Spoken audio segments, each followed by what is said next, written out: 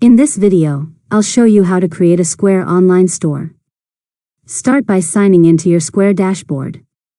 From the left menu, click Online, then select Online Store.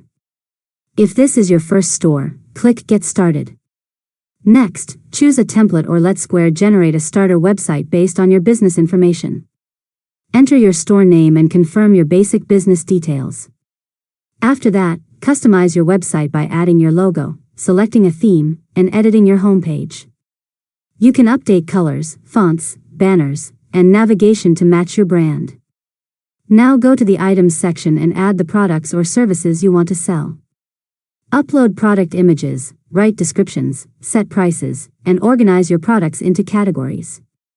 Next, configure your checkout settings by setting up shipping, local pickup, or delivery options. Review your payment settings to make sure customers can complete purchases successfully. Finally, preview your website, connect your custom domain if you have one, and click Publish to make your Square online store live. And that's it. You've successfully learned how to create a Square online store.